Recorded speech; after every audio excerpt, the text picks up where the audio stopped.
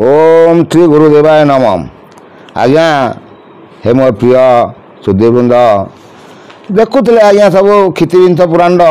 किसी लाभ ना आज्ञा देखिली गोटे अच्युतानंद 36 गुप्त गीता 36 गुप्त गीता बहुत सुंदर कथा शुणा आज्ञा से कहते अर्जुन कृष्ण का संवाद भितर से कहते कौन से बुझाऊँ आज्ञा शुणा श्रीकृष्ण कहते शुण हे अर्जुन गुपत गीता ए ग्रंथ सबल शुणिले बदन हरिले हरई दुर्गति ताप। हे अर्जुन मु जो ये ग्रंथ विषय कहूँ 36 गुप्त गीता यदि श्रवण करूँ तार बहुत पुण्य अर्जन करूँ से कौन कहते आज्ञा से विषय से शुणा बोलते श्रीहरि शुणाओ अर्जुन कही ज्ञानर भूई मेदिनी रे आत्मा व्यापीण अच्छी देवता स्थान रे थाई मेदिनी रे आत्मा व्यापीण अच्छी जेजा स्थान रे थाई भल कथा से बुझे आज्ञा पुण्यगिरी फुटी बहुत त्रिवेणी फुटुटी ईश्वर मात पंच पुष्पज्ञानी हर को सेविले अमर होइबु पार्थ। हे पार्थ जो आत्मा परमात्मा सहित से बुझे सकल घटने से विद्यमान अच्छा सचराचर जगत से व्याप्ति की अच्छा तेणु से विषय से कहते आउ से कौन कहते से विषय शुणा इरा पिहरा शिशुमना तीन उधाणी पवन छंदी हाटर पानी जे ऊपर को टेकिले होइबु अदामर बांधी। तेणु ये गोटे भल कथा से आज्ञा कहीदेले मुझे सब बुझे आरा पिहरा सुषमना तीन टा नाड़ी आज्ञा एटा इड़ा पिंगला किए कर भाषा लिखुंट आज्ञा सेम से लेखाकार प्रिंटिकार कौन प्रिंटिंग कर तेणु ये सब बहुत तथ्य मुझे गोटे गोटे कर बुझे आसूँ ताकू तो कई लोक न देखी खाली बाडे कचाड़ी कौन हम आज्ञा सी भी भल कहते जे सी जो छंदे जो 3टी धार आसूची से 3 धार जो झर आसब से झर हेटर पानी ऊपर को टेकिले तेबे अदामर कंध से पानी कौन आसूची पवन आसूची पवन जाऊँगी आसूची ताकू बंध बांधिकी ऊपर को टेकिले ताले जाई अदामर बंध हम भल विषय से बुझाऊँ मूल कमल एतारी पाखुड़ा आरक्त दिशई काए आप अनड़ पृथ्वी दही दही एकत्र अग्नि की तीन से ठाए से आज्ञा मूलाधार चक्र से पुणी से कथा भी से बुझाऊँ अर्जुन को बुझाऊँ भगवान कृष्ण जे मूलाधार चक्र से कहते आज्ञा जे कौन कहते मूल कमल एतारी पाखुड़ा आरक्त दिशई काए आप अनड़ पृथ्वी दही एकत्र अग्नि की तीन से ठाए आप अनल जल आनल से एककार करके रखी ताकू तीन से ठाए लिंग कमल शेषर पाखुड़ा बाल आदित्यर ज्योति काम देव दही विजय कर मर्कत मणिमुरती मु तो आपण मानक से अक्षर विषय सब कही आसी कौ देवता बसिकी पूजा पाँच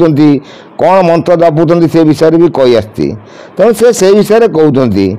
जे लिंग कमल शेषर पाखुड़ा बाल आदित्यर ज्योति बाल आदित्य बोले सकाल जो सूर्य उदय होती लाल टक टक किरण आसे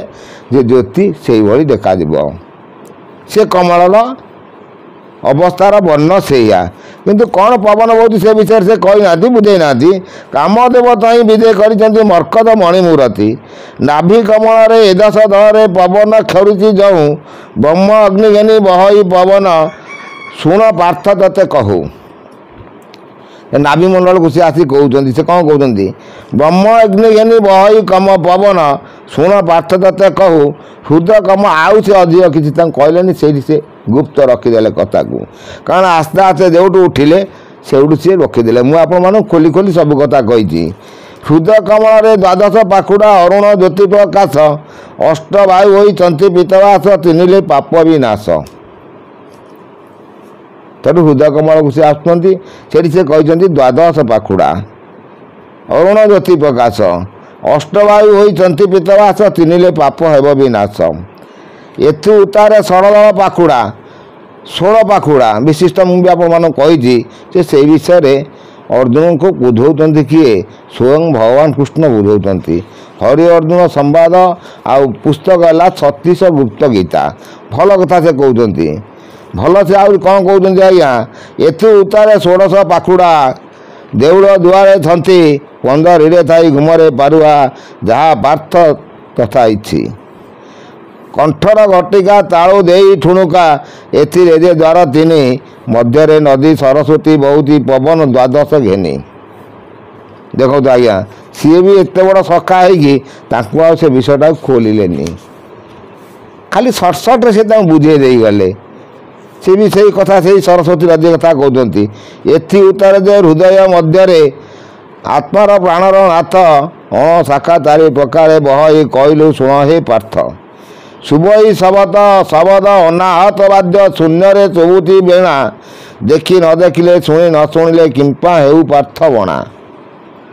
କିନ୍ତୁ ସେ ଅନାହତ ନାଦ ସବୁଠି ଆଜ୍ଞା ଶୁଣିବ। ଆପଣ ଯେତେବେଳେ ଗୋଟେ ଧୀର ମନା ହେଇକି ଧୀରେ ସ୍ଥିରେ ବସିବେ, ଦେଖିବେ ଆପଣ କର୍ଣ୍ଣଗହରକୁ ଗୋଟେ ଆବାଜ ଆସିବ,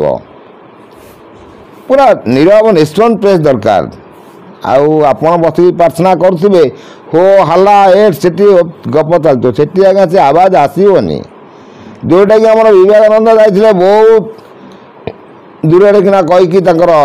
ସ୍ଥାପନ କରିଥିଲେ, ଯେଉଁଠି ସେ ଯୋଗ ସାଧୁଥିଲେ। କିନ୍ତୁ ସବୁ ନିଷ୍କାମ ଭକ୍ତିରେ ରହିକି ସେ କଲେ ହେବ।